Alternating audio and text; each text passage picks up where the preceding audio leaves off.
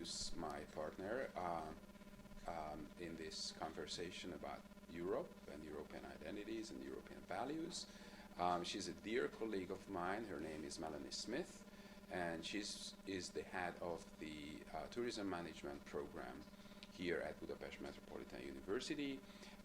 She is British, and she's married to a Hungarian professor, and she raised bilingual and binational kids. So I think her perspective will be really very interesting and very timely in 2020 in Europe. My first question to you, Melanie, would be, since we more or less belong to the same generation, growing up in the 70s and the 80s, and my memories growing up in a communist country, of course, was, the Berlin Wall, the Cold War. How did you see it from the other side of the wall? How was it like back then? That's part of the question. And what would be even more interesting to me is how you see those changes that have taken place since the wall came down. I mean, it's been 30 years. Hard to believe. Sure. Actually, my memories also are of being a teenager, so being about 15 years old, and knowing about this divided Europe, but having really no idea what happened, for example, behind the Berlin Wall, what was happening in Central and Eastern Europe. And the problem was there was quite a lot of propaganda, of course, probably on both sides. We were worried, of course, that there would be a nuclear war and that the Russians and the Americans would somehow have... Did you feel it as a real threat? Yeah, I think we did. And there were several television programs where they had these scenarios. What would happen if there was, for example, a nuclear war? So we really thought that the Russians were a threat to Europe, for example. So this is a feeling I grew up with for quite a lot of years. Later, I went on to study languages, and that included French and German, so I knew quite a lot about the German situation and the Berlin Wall, for example. So, of course, I followed those developments quite closely, so I probably had a little bit more information than people maybe who hadn't studied languages or cultures or European culture. But for many years, we obviously knew nothing about what was going on. But when I was about, how old would I have been now? Thinking now, because I visited Prague and Budapest in 1990, I think, so it would have been just around the time after the change, but very, very shortly after, and also Berlin, and it was just after the wall came down, so it was absolutely fascinating time. But of course those places were totally undervisited, and it was like an absolute revelation. A, how beautiful those places were, but B, how different they were in a way from Western Europe. And I remember Berlin seemed incredibly different on both sides of the wall, of course. And I remember Alexanderplatz thinking, wow, the developments were obviously very different. Not to say they seemed backward, but definitely a little bit greyer, a little bit more functional architecture. And we got a small glimpse at that point, I think, about how life must have been before. And since then, of course, it's become a subject of interest for everybody, but I'm really glad I went to those places at that time. I remember being in Warsaw and not being able to get a full menu of food. There'd be a menu, but you could only have 2 dishes off the menu, and people were queuing still to get food. Or their shops were full of products, but people couldn't afford them. So it was like, I mean, literally 30 years ago. How do you see the changes since then? In terms of the division of the continent, I mean, has it totally gone, or is it, still traces of that? I think sometimes I think the divisions are more in, they're in the economy, of course. They're in economies probably, in terms of countries trying to catch up with their Western counterparts, and that's very difficult, I think, for example, for Hungarians, who usually were quite Westernized actually compared to the rest of the East, but we're still looking west to see how life could be for them too. But the problem is those countries still move on, so Austria moves forward, and Hungary was always trying to catch up, and I think the problem is the politics has got a little bit in the way of the economic development sometimes, and things have been a bit disappointing, I feel. For a lot of Eastern Europeans, they expected more, I think, post 1989. So I can see from the perspective of local people, perhaps more could have been achieved. You often visit, as far as I know, the Baltic states, right? I mean, yes. How do you perceive their development? Because, we keep reading about the success stories, not only in Estonia, but the other two as well. So, and they also belong to the Soviet Empire. So, That's a really interesting question. I've been going to Estonia for about 10 years, and I know from working in all of those countries that Estonia sees itself as much closer to Western Europe possibly than the other two, but it's the perception more of the Estonians, I think, because they also they had some Swedish influence, Finnish influence, and they see themselves as being closer to the Finnish, also because of the language. The other two countries, I think, perhaps they've lagged behind a tiny bit in terms of maybe technology, because Estonia's moved very fast in terms of its technology. But what's really interesting in those countries, they have really large Russian minorities. So the Russian influence has not completely disappeared, and I sense sometimes that there are still some tensions because of this. And there were some fears at some time about what Russia might do because it's bordering Estonia, for example. So there's a little bit of fear still, I think, that although they've progressed and become much more developed and gone ahead actually of a lot of Western countries, that there is still that influence there, and that we might fall back into the old regime or so. Another aspect of the old days, so to speak, and I really don't want to dwell on that, but there's one aspect that I'm particularly interested in. Society is behind the wall. We're pretty much homogeneous. I mean, you know, the socialist or communist countries. As far as I know, the Western countries, we're not that homogeneous in terms of population. So diversity has always been a good point, right? I mean, ever since the end of the war and the breakup of the colonial system. And you grew up in Britain in the 70s and 80s, so you saw the influx of people, you know, a lot of mass migration and stuff like that. How do you see that process as compared to today's movements? Well, and not only England, if you can talk about some other West European countries. Western European, yeah, I think it was fairly similar probably in a lot of Europe which had former colonies. For example, I'm thinking of the French in Africa, for example, especially North Africa. But my experience of Britain was really that it was quite diverse in the 70s. My best friend's dad was Indian but from Uganda. My other friend's dad was from Iraq. I had another friend who was Jewish, and she had origins in the Czech Republic. So it was really diverse, but at that time there were still these undercurrents of racism, I think, which came from this sort of post-colonial mentality of the British. And I suspect that was also the case in France and some other European countries, a sense that Europeans were somehow superior to the people who had come from those colonies. And then I think when the waves of immigrants started to come, it was very hard for those immigrants to then establish themselves at the same level. And this is very common, I think, with all immigration. But then, for example, all my doctors during my childhood were Indian. All my pharmacists were usually from India or Pakistan. And certain professions were aspired to, I think, by certain immigrant groups. And of the Chinese were always good, you know, entrepreneurs and business people, for example. So I grew up with quite a positive view of diversity, a positive view of immigration. I'm a bit sad today that I feel like a lot of the mentality that we had in the 80s, for example, which was all about diversity, access, democracy, starts to close down again. And unfortunately, to me, Brexit is fairly symbolic of that mentality. And I feel, unfortunately, the post-colonial or the colonial mentality of Europeans never really went away. And I think we still feel superiority, even though second, third generation of immigrants have done incredibly well economically and are very prosperous and have integrated actually very well into societies. So I'm a bit sad that I feel like we're going a little bit backward again compared to maybe 5, 10, 20 years ago even. And since you mentioned the word Brexit. the B word. Yeah, so you know, it's a topic that probably comes up with any conversation with a British person. So I have a question about that on two levels. On the personal level, how do you feel about it as Melanie Smith, the British woman?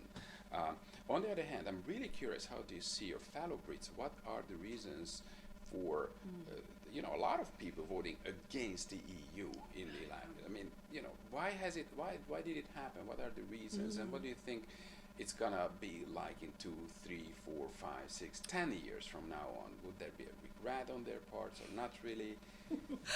Yeah, it's a very sensitive subject with the British, but it's very interesting. I have still a lot of British friends and relatives, and it was a subject which everybody got fed up with in the last 3 years because the process took so long. And we kept hearing, oh, it was the will of the people that they wanted this decision. And of course, people didn't actually understand what they were voting for at the very beginning. And I'm very surprised that actually this referendum stood, because the next day that people were Googling, what is the EU? And really the British people, half of them I'm sure had no idea what they voted for. Okay. But I know some academics and intellectuals who voted for Brexit for other reasons. Maybe I know professors of economics who said it would be beneficial for Britain.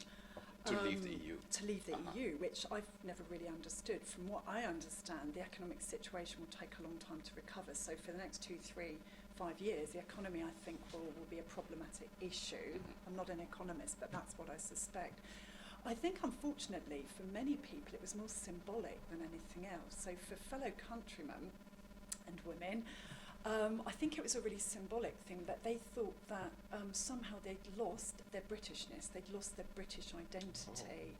And interestingly, I think it's mainly the white working classes in the north of England. They felt like the south had prospered, the north had been neglected.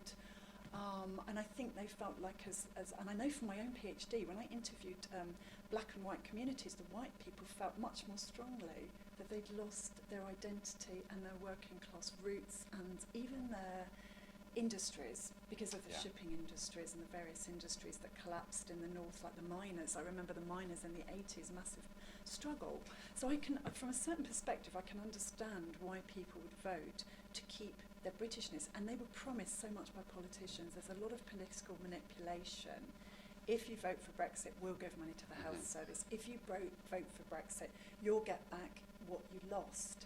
And they don't realise that the EU actually created a lot of benefits for them, but they see everything that they lost, and they don't realise that it's not actually caused by European Union. Right. So it was. Do you see it as very much like an identity-based decision on the parts of many people? I think it's partly an symbolic identity issue, partly an economic issue for some people. I think for the more, not just the intellectuals, I think people felt like that they were poorer than they used to be, or that immigrants were taking their jobs, which is a mantra that you hear all the time. Whether it's true or not, I have no idea, but that's the perception that people have, that there aren't enough jobs, there aren't enough opportunities, and therefore, we must get our country back. Right. So so far we've talked about a lot of particular specific European countries, both from the east, the central part of Europe, Western Europe, the UK, the Baltic states. I want to talk a little bit about your professional field. I mean, you've been working in tourism management for decades, and you really are one of the leading experts in your field. If one looks at your publications, your conference presentations, your teaching, and so on and so forth, my question would now focus on Europe as a whole in the tourism industry. So I'd be very curious to learn a little bit more about how Europe as a destination, or the perception of Europe as a tourist destination, has changed throughout the past couple of decades. So once again, Europe as a whole. Yeah, I mean, this has been a fascinating question, and recently I do quite a lot of work on post-socialist cities and the difference also between Western and Eastern cities all complaining about over-tourism, for example, and it affects Budapest just as much as Barcelona or Amsterdam. So some phenomena, I think, are quite similar, whether you're in the West or the East. I'll go back one stage further, actually. Before I studied tourism, I studied languages and literature, and mainly French and German, and then learnt some Italian and Spanish. And as part of that, I was looking at the cultural policies also of Europe. And one of the massive benefits of European Union for me, or European community as it was this harmonisation of cultural policy, tourism policy, increasing mobility. And of course, when you're working in tourism, mobility is absolutely fundamental to the whole process. Being able to travel easily across borders, Schengen Agreement, and all these kinds of things. And I think the other point that was really interesting, of course, it was going back to the previous discussion about the divided Europe. For Europeans, it was absolutely fascinating to visit each other's countries at the beginning of the 90s. So for the Western people to go east and for the Eastern people to come out and see, wow, how is Western Europe? And there were so many decades when we couldn't do that. So there was a fascination with the post-socialist heritage for at least a decade, I would say. Following that, I think there was a massive growth also in cultural tourism, which is also very, very interesting, I think, for Asian tourists, Americans, whose maybe heritage doesn't go back as far, at least for Australians and Americans. Heritage is absolutely fundamental to the European tourism product. And it's so multi-layered and it's so fascinating. And of course, there was only 50 years of socialism. We can go back much further and look at the heritage before that. So, you know, we don't just dwell, I think, on what happened during those 50 years. I noticed when Budapest was promoting its heritage, it often went back to the golden era, which was pre-socialism, and to promote that era. And a lot of the most beautiful architecture of Europe comes from actually before the socialist period. So I think this heritage is really important to people. Do you mean heritage in, you know, national heritages of specific European countries, or European heritage well, as a both. as a I mean, concept? I think both. There are certain forms of architecture, like, for example, the Art Deco or Art Nouveau, which was a European phenomenon. So you could go to Paris or you could go to Vienna or Budapest and see similar examples of this architecture. The coffee house culture of Budapest or Vienna. You could see the Jewish heritage across the whole of Europe, I think, which has some similarities, and you can make comparisons between Krakow or Budapest or Warsaw, for example, or some of the Baltic states, about how the Jewish heritage survived or didn't the Holocaust. So I would say built heritage has always been really important, I think, and a lot Which of is a pan-European heritage. Which is a pan-European heritage, absolutely. But then you've got really culturally specific and nationally specific elements, which will of course relate to things like language or cuisine. And for somewhere like Hungary, it's very, very specific, isn't it? For the language and the gastronomy, for example, is quite different to the other surrounding countries.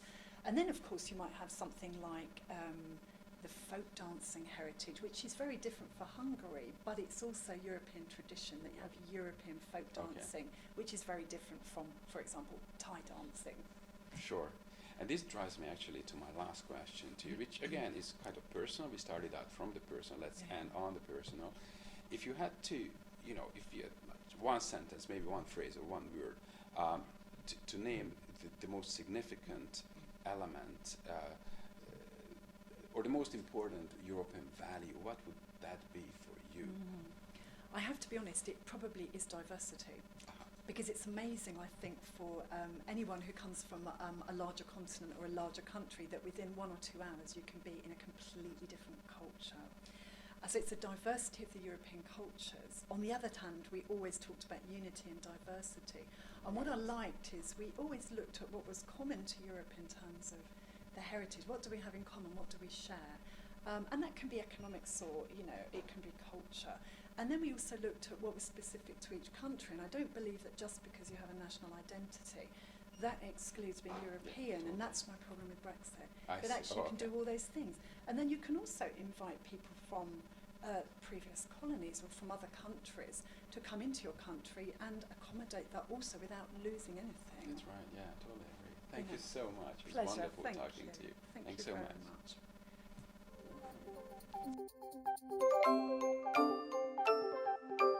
much.